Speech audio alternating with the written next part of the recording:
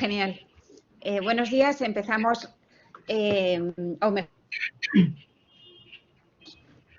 nuestro seminario sobre color y cultura. En esta ocasión está centrada en la historia del arte, en un tema que quizás es desconocido para muchos, porque es el estudio del color en los esmaltes. Y tenemos con nosotros a Lourdes de San José Llongueras, que es doctora en Historia de Arte Medieval por la Universidad de Barcelona. Está especializada precisamente en los esmaltes medievales de Limoges, Silos y en la orfebrería hispánica. Es miembro de la Sociedad Catalana de Estudios Litúrgicos y socia de la Asociación de Bibliófilos de Barcelona. Y me está comentando antes de empezar, ¿no?, que justo ahora se va a Estados Unidos, al Metropolitan, a continuar con parte de sus investigaciones. Entonces, te doy la palabra, Lourdes, y estamos deseando escuchar tu presentación. De acuerdo, muchas gracias. Pues bien, la exposición tratará pues eso, de la potencia del color en la ornamentación de objetos de metal altos medievales, la pedrería y los esmaltes cloisonné y champlevé, dentro de este ciclo de color y cultura.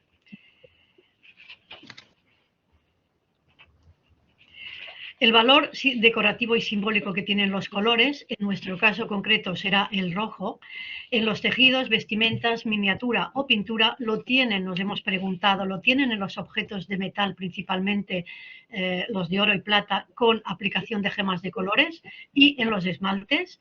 Para contestar a estas preguntas vamos a ver el contexto de estas técnicas durante los siglos VI al IX, y por un lado, y por otro, siglo X-XII. Antes de referirnos propiamente a los esmaltes cloisonné y champlevé, veremos algunos antecedentes en forma de vidrio de colores aplicados a piezas de uso civil y litúrgico. Nos referimos al trabajo del metal y aplicación de piedras y o esmaltes merovingios, visigodos o longobardos. Y la cronología que vamos a abarcar es siglo VI y VIII, primeros del IX.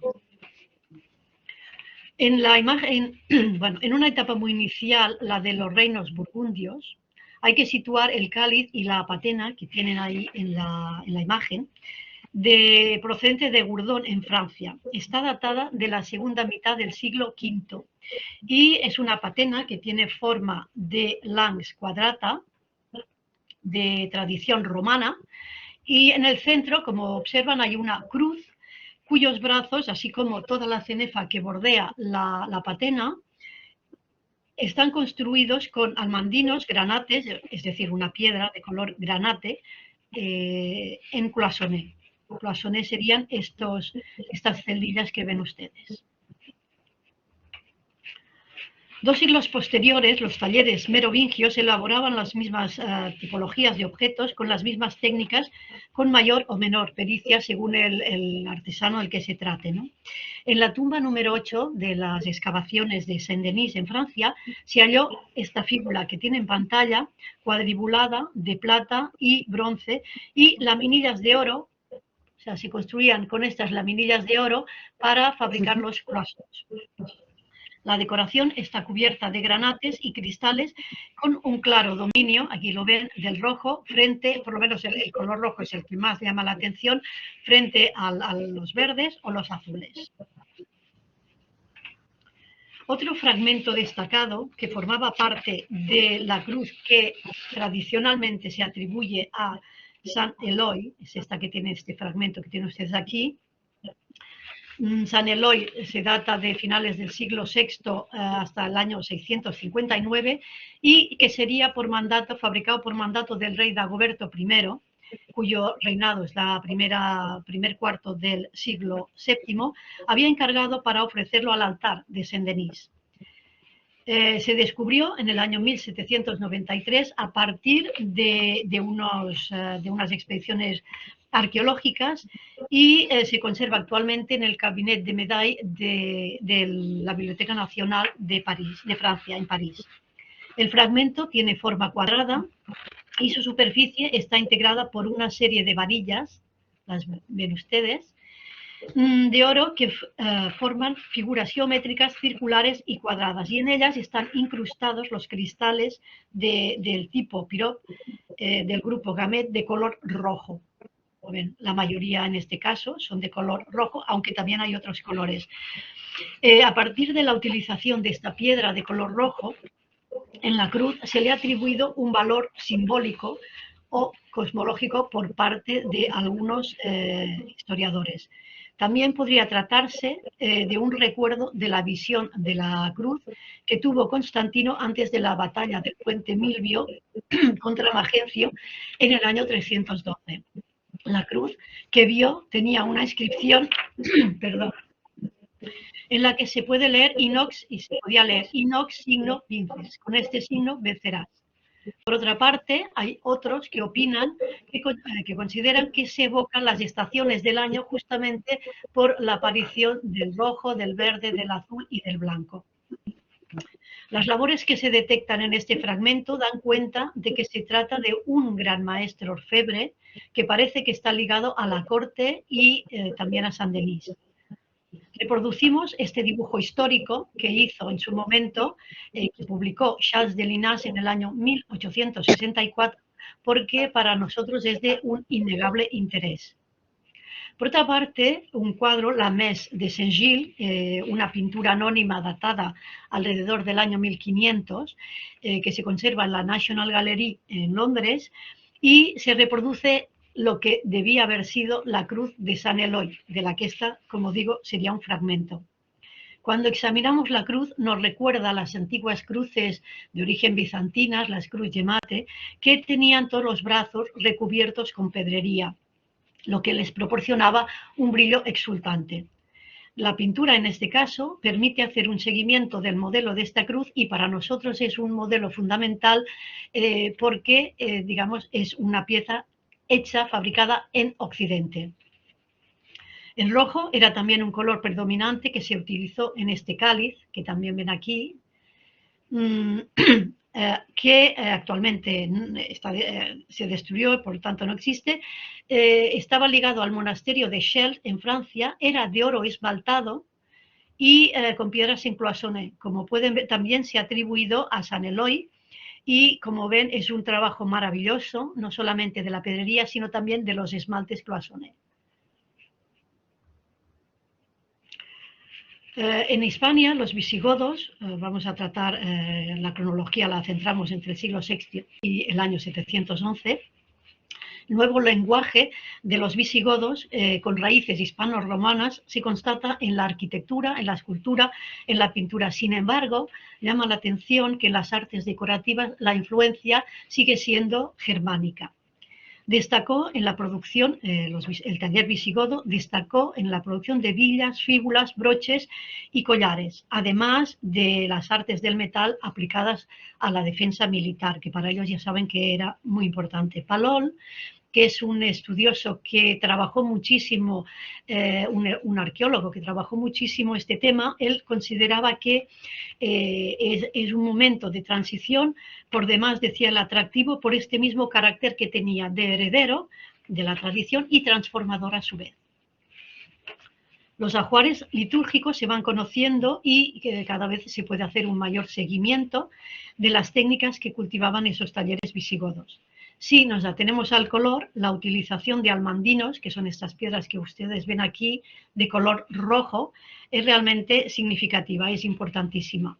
Se constata que el uso de esta piedra debía de estar directamente relacionada con la existencia de esta materia prima y en este caso se sabe perfectamente, se tiene constancia documental de la importación de una gran cantidad de estas piedras procedentes de la India. Así que tenemos muchísimos ejemplos de este trabajo y siempre, digamos que todos ellos destaca el color rojo de una manera significativa respecto a los otros metales de colores. Sin embargo, observamos también un cambio brutal cuando se trata de, cuando incluyen el esmalte cloisonné, también como adorno, el color, realmente el rojo, desaparece prácticamente. Esto lo atribuimos a la dificultad técnica con la que los artesanos se encontraban. Quizás pensamos que puede tratarse del proceso de cocción o de la composición de los propios minerales. Algunas de estas piezas son de una calidad extraordinaria por el color, por toda la materia que se usa y por la técnica que utilizaban, que dominaban perfectamente. En este caso les muestro unas hebillas que proceden de una exposición muy importante, no solamente, no hacemos referencia a la cantidad, pero sí a la calidad de todas estas piezas expuestas, en una exposición que tuvo lugar los años 1991-92 en la Galerie Ariane de Nueva York. Fíjese que el color rojo es significativo. Aquí tenemos verdes, tenemos azules y los redactores de las fichas del catálogo insisten muchísimo en el efecto dramático del rojo. Aquí tienen otra muestra de la exposición y en este caso hay una conjunción de almandinos, color rojo y color jacinto, que también le da una gran vistosidad. Otra hebilla a base de cristales, fíjese aquí con la representación de una cruz, que en este caso es de otro color para distinguirse, y que realmente se la muestro como un ejemplo, una rareza, porque no es nada habitual que una pieza de uso civil contenga un símbolo de uso cristiano. Otra de las tipologías muy comunes en estos pueblos germánicos es la que conocemos como fíbula aquiliforme, porque tiene la forma de águila, ¿no? Como la ven estas dos. Están cubiertas de almandinos que le dan esta vistosidad, y en todas las muestras que hemos analizado, bueno, en todas no, pero en una buena parte, siempre que no se hayan perdido, el color rojo es el dominante. Normalmente recurrimos a Palol, ya que él dice que se trata de broches de placa de perfil liriforme, característicos del siglo VII y cuyo uso él dice que llegó a la antigua población hispano-romana. Efectivamente, aquí tienen uno que se localizó en una expedición en Calatayud de la primera mitad del siglo VI y que actualmente se conserva en el Museo Arqueológico Nacional en Madrid. Este otro es de procedencia merovingia, del datado de mitad del siglo VI hasta el VII, y realmente es impresionante, es impactante, ¿no?, cuando la ves. En este caso, esta se conserva en el Metropolitan Museum de Nueva York. Por lo que respecta a las piezas de uso litúrgico, la cruz es la más representada entre todas las que se conservan de los hallazgos arqueológicos, con especial mención, por su importancia, de los de Guarrazar y Torredonjimeno. El tesoro de Guarrazar, ya saben, en Toledo, está constituido por coronas votivas, cruces, colgaduras y cadenas. Una parte importante se conserva en el Museo de Cluny, en París, y la otra en el MAN, en el arqueológico. El de Torredonjimeno, de Jaén, se compone también de cruces, colgantes, elementos de suspensión y otros fragmentos. Lo más valioso del tesoro son las cruces de oro, unas de estructura laminar con ornamentación repujada, es decir, que tiene relieve, y otras a las que se les ha aplicado jones como la que ustedes ven en pantalla. Las cruces o los fragmentos que se han preservado han perdido muchas piedras, por lo que no se puede hacer una hipótesis del valor simbólico que podía tener en su cromatismo original. Algún brazo de la cruz conserva la pasta vítrea de color rojo, pero no se puede determinar, o por lo menos no se ha determinado, un simbolismo concreto. Hay que señalar, por otra parte, que cuando se hallaban estos tesoros se procuraba una limpieza general importante y además se restauraban los cabujones vacíos a base de cera coloreada y se moldeaba como si se tratara de un cabujón original. Luego, cuando se hicieron los análisis correspondientes, se dieron cuenta de que no eran originales, por lo tanto, desvirtuaba el posible valor simbólico que tuviera el color en la cruz. Estas mismas características se pueden aplicar a las cruces que se conservan del tesoro de Guarrazar. En ningún caso, sin embargo, hemos visto que el color rojo sea dominante. Ahora estamos ya frente a obras de procedencia longobarda, abarcaría el siglo VI hasta primeros del siglo IX. Cuando los longobardos, es otro pueblo germánico que se asienta en Italia hacia el año 568-569, sus artesanos sabemos que ya eran grandes expertos en el arte del fuego y en el trabajo del metal. Su aprendizaje además tuvo mucho que ver por su contacto con los artesanos romanos de provincias. Con ellos aprendieron muchísimo. La llegada de estos pueblos germánicos afectó considerablemente a este tipo de manufacturas y a sus técnicas, entre ellas las aleaciones de cobre. Hasta ahora todos los objetos o la mayor parte de objetos que veíamos eran de plata o de oro, y en este caso ellos son los que dominan las aleaciones del cobre. Y ahí innovaron poderosamente. Es muy conocida la calidad, la buena calidad de los escudos y también de objetos de uso personal, así como utensilios domésticos. Se han preservado, se conservan vajillas, joyas que usaban básicamente las mujeres, se adornaban con brazaletes, con fíbulas y otros objetos, y todos ellos con decoraciones muy hermosas, en general aplicadas con, decoraciones con gemas y con vidrios de colores. De hecho, las nuevas decoraciones que adornaban muchos objetos longobardos se alejaban, y esto nos ha llamaba la atención poderosamente, que se alejaban del canon clásico de la simetría perfecta, lo que muchos historiadores, muchas personas consideraban que eran objetos del pueblo bárbaro, justamente porque rompe en muchos casos con el canon clásico. Ya sabemos que este canon dejó paso a un arte que tenía sus propias reglas y que a veces resultan arbitrarias. La utilización de gemas y vidrios de color rojo, junto con los del verde y azul, hacía que este color, lo voy repitiendo, pero es que es así, y resaltara, tuviera una gran fuerza. En este caso lo pueden ver ahí en esta fíbula de fabricación longobarda, datada de finales del VI, primeros del VII, y que se conserva en Turín. Ahí un poco pueden ver cómo está, sí que simétrico, pero una simetría relativa, ¿no?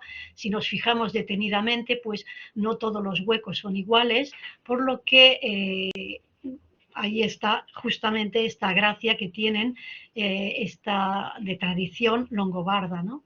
Y ahí tenemos una muestra de dos fíbulas, es decir, eran unos broches que se ponían las mujeres en las túnicas, mujeres y hombres, para sujetarla, y sería una pareja de estas fíbulas en forma de S, de procedencia también longobarda, datada de primeros del siglo VII, y que se conserva en Cividale del Friuli, cerca de Venecia, en el Museo Arqueológico Nacional. Realmente son espléndidas y continúa con esta brillantez del color. Los comitentes que podían adquirir estas piezas estaban realmente admirados por el reflejo de los vidrios. Estamos seguros que, aparte de que pudieran tener o no un simbolismo, el hecho de cómo se embellecían sus piezas, esto era muy significativo, muy importante, ¿no? En la Italia longobarda había un mercado, se ha constatado, muy importante, en el que se refleja que había una producción de gran calidad. Los artesanos seguían este gusto imperante y aplicaban básicamente en sus decoraciones las piezas de colores como ornato de sus producciones. En las piezas de carácter civil, sobre todo, y quizá religioso, lo que ocurre es que mayoritariamente se han conservado o se tiene constancia de las de carácter civil.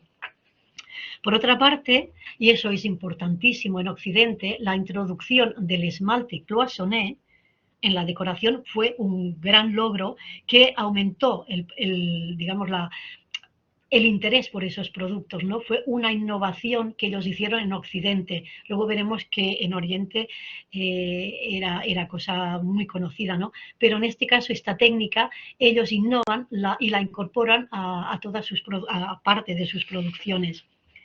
Ahí tienen la fíbula Castellani, que es una primerísima creación de su trabajo, datada de posiblemente finales del VII, primeros del VIII, es, como digo, longobardo y está realizada en oro y esmalte cloisonné. Fíjense cómo destaca aquí toda estos colores, pero el rojo no destaca, no está prácticamente. Esta fíbula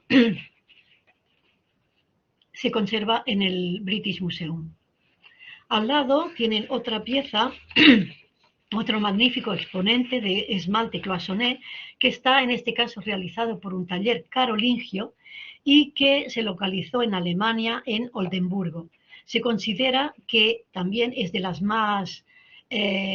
piezas más antiguas que conservan no solamente la pedrería, en este caso fíjese lo que les digo del color rojo, y ahí vuelven a aplicar el color rojo para este pajarillo que contrastan con las alas en blanco, y sin embargo los fondos del esmalte, esos son los fondos de esmalte cloisonné, son en color verde. Se conserva en el Landesmuseumkunst de Oldenburgo, Alemania.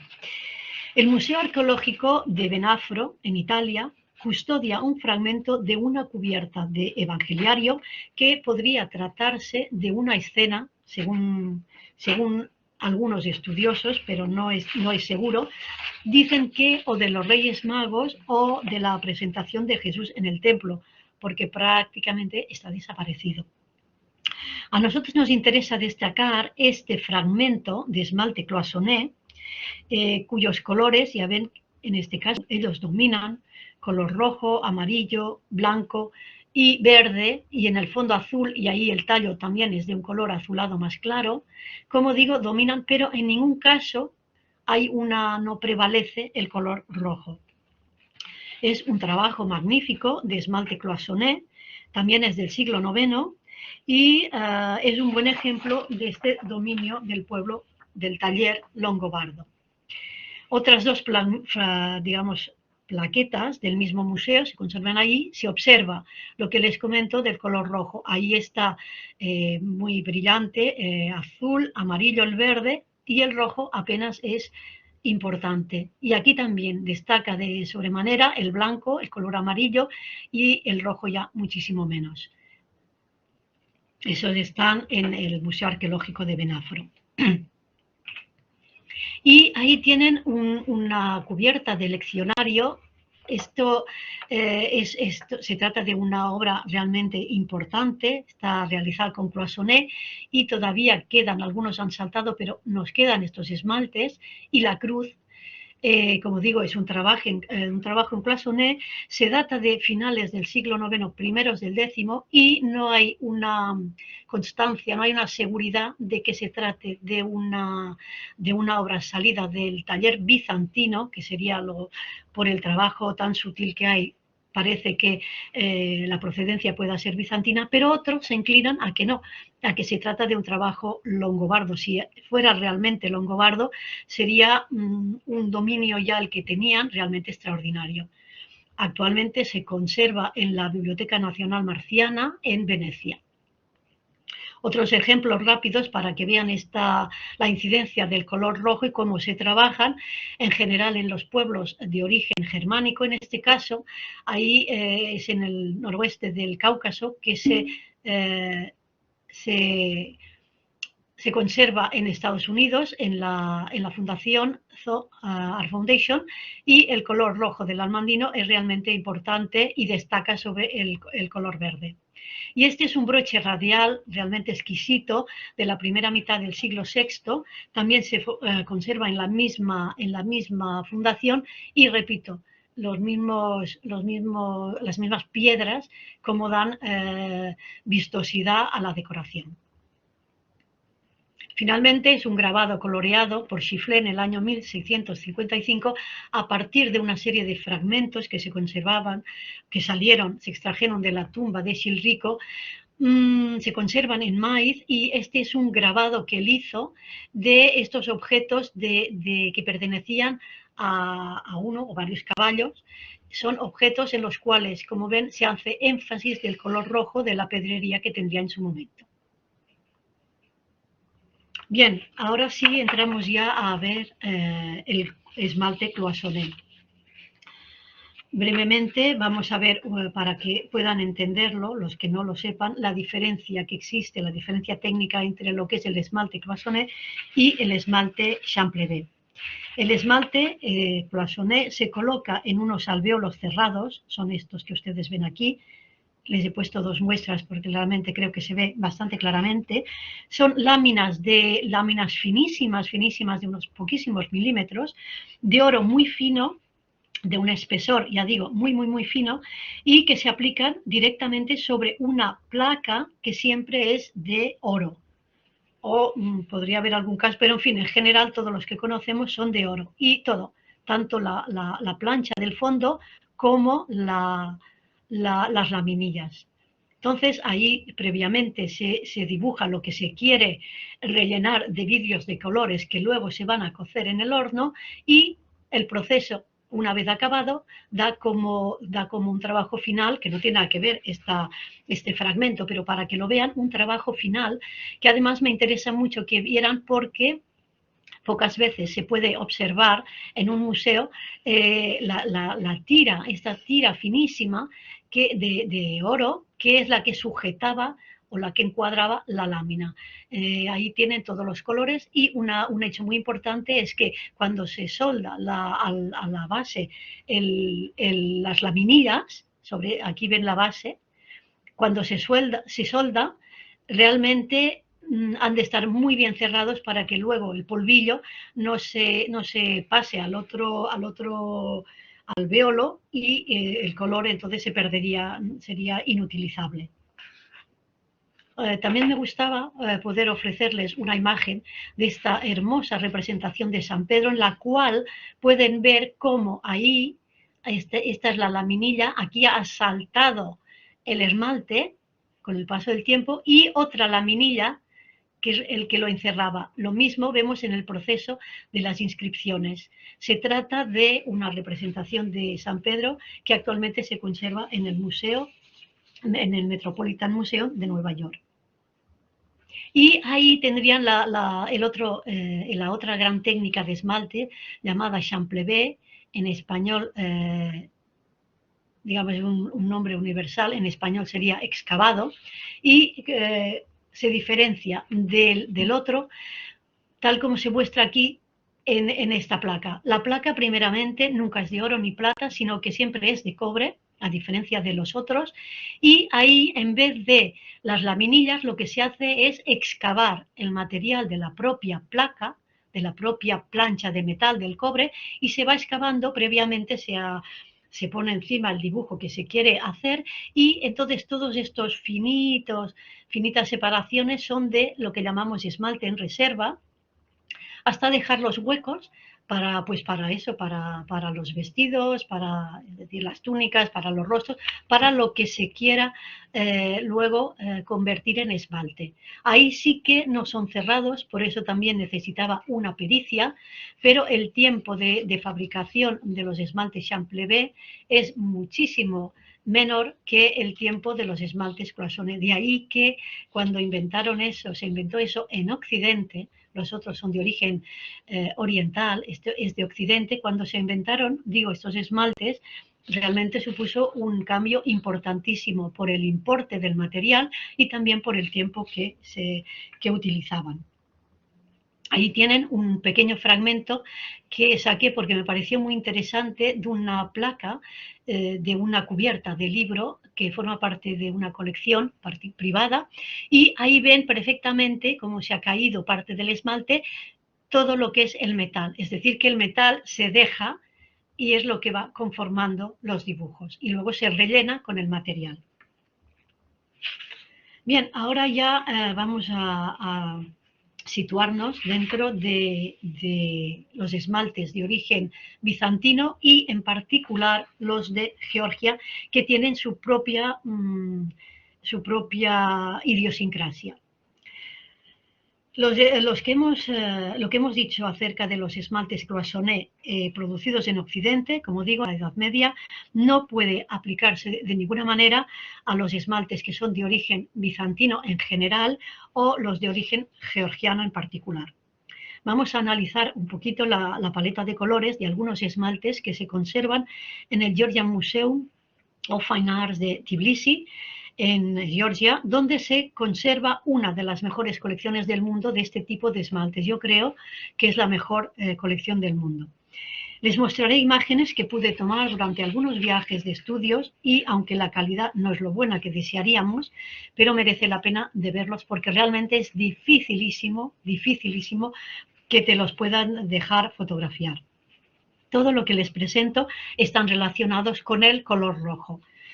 Como hemos dicho, no tiene nada que ver la técnica que ellos utilizaron para la fabricación de estos esmaltes cloisonnés con la que hemos visto de fabricación occidental. También es interesante que lo tengamos en consideración, ya que después, cuando veamos los esmaltes producidos en Limoges en el mismo periodo, cuando se comparan con estos de Georgia, se observa que el color rojo de aquellos talleres no tiene la importancia ni el desarrollo que sí tiene estos. Y también los bizantinos, naturalmente. Se ha podido demostrar con nuevas técnicas de análisis, y eso ha costado muchísimos años, que hay una diferencia sustancial entre los esmaltes bizantinos y los georgianos. Y eso es un dato muy importante para todos los investigadores que nos dedicamos al estudio de los esmaltes. Sabemos que los esmaltes georgianos utilizaban materiales autóctonos, es decir, que tenían muy cerca. Y es un hecho trascendental en este caso porque explica la singularidad de algunas tonalidades que utilizaban para las carnaciones, lo que se conoce como el reflejo vinoso, que fue posible gracias a la utilización que ellos hacían del manganeso. Ahí tienen ustedes un fragmento, está así en el museo porque el resto fue robado, un fragmento enorme, es muy difícil conseguirlo, de un icono en el cual vemos justamente este efecto que ellos también supieron traducir, ¿no? Está colocado en el icono central de un tríptico procedente de Jajuli y se conserva en el museo, como digo, de Tbilisi. Es realmente fantástico y además este tríptico conserva una gran cantidad es otro hecho que llama la atención, una gran cantidad de esmaltes desde el siglo VII, producidos desde el siglo VII hasta casi actuales, ¿no? Y de procedencia no solamente georgiana, sino también bizantina. Bien, otra diferencia aparte del manganeso, otra diferencia sustancial estaba en la composición de la masa vítrea y cómo ellos preparaban la base de la palaca de oro sobre la que adherían los esmaltes. El secreto, porque realmente era un secreto, de esta técnica está justamente en la técnica de fijación de pequeñísimas laminillas de oro con las que ellos construían sus celdillas y en las que se colocaba el polvo de los cristales. La fijación no la hacían en caliente, sino que tenía que ser en frío y lo hacían a través de granitos de oro que ellos mismos elaboraban. Hay que darse cuenta de si las laminillas son tan extraordinariamente finas como debían ser estos granitos de oro y la dificultad técnica para conseguirlo. Ellos conocían este método por sus ancestros y lo fueron perfeccionando a través de la larguísima tradición en la fabricación de estos esmaltes. Así pues, la soldadura en frío y todo el proceso de fabricación de los vidrios coloreados son la base para explicar la riqueza y la peculiaridad de los esmaltes georgianos. Se comprende que un trabajo de esta envergadura no era asequible a otros talleres que ni tenían la tradición ni el conocimiento técnico y, por lo tanto, su experiencia era indispensable para llevarlo a cabo. La paleta de colores que utilizaban estos artesanos durante su larga experiencia creativa que va desde el siglo VIII, nosotros nos cortamos ya en el XII, que ya nos parecía muy avanzada para este nuestro trabajo, es muy extensa. La diferencia de gamas, aquí, bueno, la fotografía, que también la puede tomar, se ve no se puede ver exactamente, pero hay una serie de gamas de colores azules, el amarillo, turquesa, verde, blanco y el rojo. El uso del rojo durante las primeras cronologías, digamos, un poco antes del siglo XII, el turquesa del rojo, digo, se utilizaba para las inscripciones y para muchos detalles. Como ven en este caso, ahí tienen el nimbo, una parte del nimbo, también en las inscripciones en el supedáneum, en las partes de las alas, etc. A finales del siglo X, esto es importante también, se detecta un cambio profundo, que quizá visto desde Occidente no tenemos esta misma visión, pero sí desde Oriente, un cambio profundo en los que la rigurosidad en el tratamiento de los rostros y en el cuerpo, que aún se observa en este crucificado, este tratamiento riguroso se aparta en el tratamiento ya, es decir, en la evolución que se constata de estos rostros y el tratamiento, ya un cierto movimiento, y estos rostros más expresivos de San Juan y la Virgen nos proporcionan una mayor cercanía y una vivacidad propia de esta nueva concepción artística que ya digo que fue importantísima. El color rojo cada vez va a adquirir más importancia y ya hemos visto que aquí se aprecia una notable utilización. Este es un relicario oval que forma parte de la antigua colección Botkin, importantísima porque ya ha desaparecido, ¿no? Se fragmentó, pero era una colección extraordinaria en esmaltes Cloisonné. En el año 1923 se restauró en Tbilisi, donde habían muchos estudiosos rusos, y se conserva en este museo que les digo, en el Georgian State Museum de Tbilisi. Otras dos muestras, rápidamente se las señalo, parece que esta también es georgiana. En todo caso, nos interesa que vean la utilización, como digo, de las inscripciones en rojo y estos esmaltes Cloisonné, aparte de la pedrería. Fíjese que hay pedrería de muchos colores, en este caso destaca las perlas y las turquesas, y ahí hay este cuadrifolio con esta crucifixión, que es una producción de Georgia, estamos hablando del siglo VIII, también para que vean aquí, la diferencia de lo que antes han visto. Si se fijan aquí son mucho más, como unos cuerpos más tiesos, más irreales, y que se conserva en el mismo museo. Ya digo que son imágenes, algunas de ellas, que pudimos nosotros extraer. Y este es otro medallón oval, es un esmalte georgiano. Ellos, como son bizantinos, están en la tradición bizantina, pero no llegan a adquirir la perfección de ellos, pero sin embargo es interesante por toda esta decoración tan extraordinaria, y además les gusta muchísimo la utilización de perlas como adorno, como ornamento. Este medallón, que procede, es un trabajo de Georgia del siglo XI, también está adherido en este tríptico de Jajuli. Y aquí quiero mostrarles esta diferencia sutil, pero es una diferencia interesante en cuanto a la calidad extraordinaria que alcanzaron los esmaltes Cloisonné de bizantinos. Este se conservaba en el monasterio de Jumati. Actualmente están en el Metropolitan Museum, y ahí ya pueden ver qué perfección al tratar de describir, pues en este caso esta cubierta de libro, las túnicas, en fin, cualquier detalle de los nimbos, este grafismo es realmente extraordinario.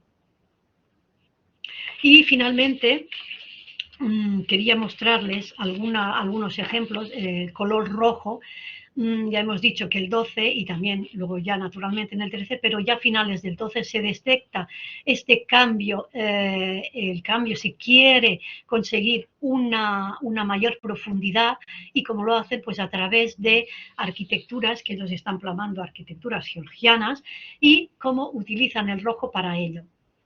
Ahí ven dos placas, esta es la resurrección de Lázaro, esta es la de la aparición del Espíritu Santo. Y en la utilización del rojo, en este caso, es brutal, ¿no? La fuerza que tiene. Y ahí también. Esta es un ejemplo de lo que es el trabajo bizantino. Los voy poniendo para que ustedes vayan viendo la perfección. Digamos, unos tienen unas características y el taller bizantino en general y sobre todo el taller real de Constantinopla tiene un trabajo extraordinario que nunca más se ha alcanzado, ¿no? Durante estas cronologías, siglo XI-XII. Y ahí tenemos a los emperadores, a Manuel VII Ducas y a la emperatriz María. El contraste, unos esmaltes de procedencia georgiana en los que también se aplica el rojo y aunque se han perdido en parte, pero ahí ven cómo ellos no tienen no logran la fineza que en general tiene el taller bizantino, ya digo, sobre todo el de Constantinopla, y en cambio ellos tienen otros logros, ¿no? En este caso son unos medallones que integraban el icono del Salvador.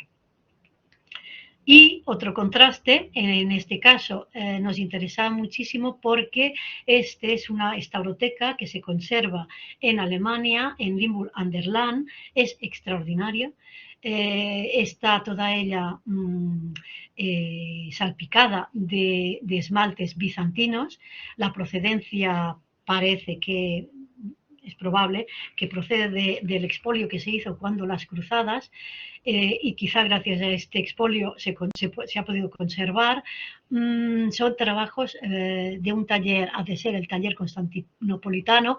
Fíjese qué maravilla, qué detalle en las túnicas, en fin, y son una cantidad importante de esmaltes, son realmente de un tamaño pequeño y dentro de cada placa contorneadas por piedras de colores rojo y verde, y fíjense qué maravilla. Se conserva actualmente en el Museo Diocesano de Limburg. Y estas son he querido extraer dos placas, en realidad son mayores de lo que son, de dos cruces, de las 4 que forman quizá el tesoro más importante de cruces de oro de esta cronología, siglo X, primeros del XI. Son 4 cruces de oro que se exponen en la cámara de la Catedral de Essen, en Alemania, y son obras bizantinas seguramente de la misma procedencia, y fíjense, bueno, en este caso son de fabricación occidental, pero hecha por Bizancio, la emperatriz, cómo se arrodilla delante de la Virgen, en fin, el uso de los colores, y en este caso en particular me interesaba que vieran el uso del color rojo y cómo ellos lo dominan hasta, ya digo, hasta el siglo XII, que es el que nos interesaba.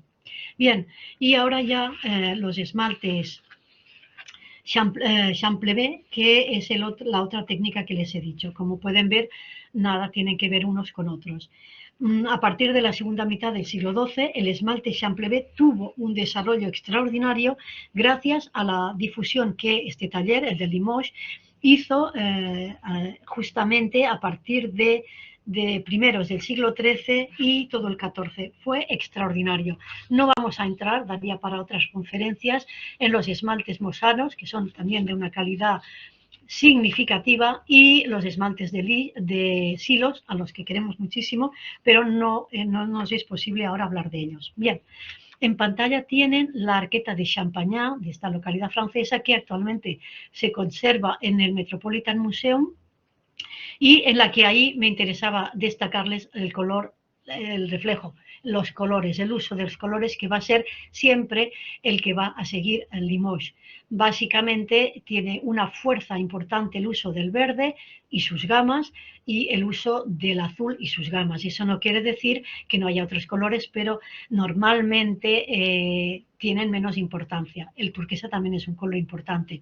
El amarillo, el blanco y el rojo son colores a veces para detalles, pero el rojo, que es el que en este caso nos interesa, verán que no tiene nada que ver la utilización en las mismas cronologías de este esmalte de Champlevé con el esmalte Cloisonné. Ahí tienen otra muestra, es maravillosa, esta arqueta de Santa Valeria que se conserva en el Hermitage, en San Petersburgo, y ahí ven que para algunas arquitecturas, en fin, pero el color rojo nunca va a ser un color dominante como lo había sido antes, y aquí sí, aquí tenemos los colores que les voy significando. Siempre hay que tener en cuenta que ellos dominan las gamas de verde y azul de una manera muy fina, sobre todo en estas cronologías. Otra arqueta importante, la de la crucifixión y la majestad de Cristo, con lo mismo. Y esta es una gran arca por las medidas que tiene y por la calidad que es. La conocemos bien porque la hemos publicado y se conserva en el Museo de San Isidoro, en la Colegiata de San Isidoro. Es extraordinaria la importancia que tiene, es una obra lemusina, no sabemos cómo está en León, no se sabe, y lo que nos interesa pues es mostrarles cómo el color rojo no es nada significativo. Por lo tanto, si hubiéramos de buscar el simbolismo del color rojo en los esmaltes, en el caso de Limoges, el esmalte color rojo no sería un color de un gran simbolismo. Y finalmente les muestro estas dos placas también de Limoges, que ahí se ve clarísimamente el uso de todos estos colores que les he dicho y la utilización del rojo. Ahí además solo se ve una pequeña parte de la cubierta del libro, de las Sagradas Escrituras, y ahí tienen una parte muy poco importante en la construcción de los limbos. Estas placas forman parte de un frontal que actualmente estudiamos, que es el frontal de San Miguel de Aralar, datado hacia finales del siglo XII y que es una de las mejores, si no la mejor obra del taller de Limoges. Finalmente, ya para cerrar, no voy a entrar en explicarles, sería largo y aburrido, en explicarles el por qué, digamos, se están haciendo estos análisis, que los hemos fomentado, porque queríamos tener una explicación realmente documentada del por qué la escasa utilización del color rojo. Simplemente les voy a decir que estas son una pequeña muestra de una tabla que se ha hecho de los estudios de estos justamente del examen de los análisis de los esmaltes de colores.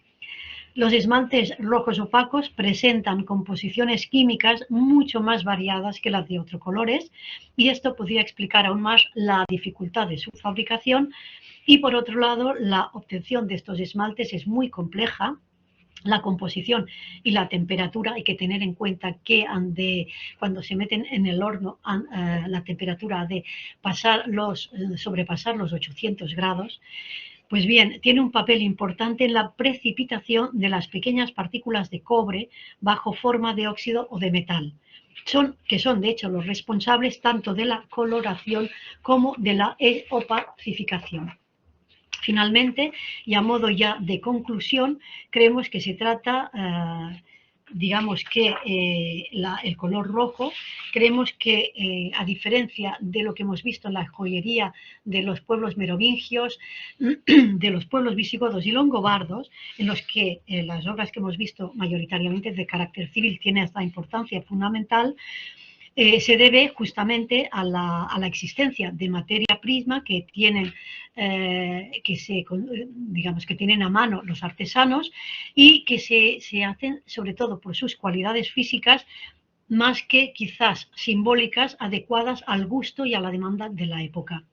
Una gran diferencia con respecto al esmalte de color rojo es que este es muy poco significativo en cuanto a los esmaltes de Limoges. y es más significativo en los cloisonnés. Bizancio, por tanto, y Georgia llenan sus obras de este color, como hemos visto en los ejemplos que les hemos mostrado. Limoges, finalmente, no tiene este color, también se lo hemos, creo, documentado en las obras que les he podido demostrar y que son de las más significativas de este taller. Finalmente, quería agradecer a la doctora Lourdes García Ureña y al equipo del ciclo de seminario Color y Cultura de la Universidad de San Pablo por la oportunidad que me han dado de poder presentar mi trabajo, así como a todos ustedes por el seguimiento y por su interés. Muchas gracias. Muchas gracias, Lourdes. Espero que se me oye bien, no sé si había eco. Ahora bien. Sí, sí, bien. Sí, espero que también entonces, me oigáis ahora a mí. Sí, Blanca. Entonces, muchísimas gracias, Lourdes, por este interesante seminario.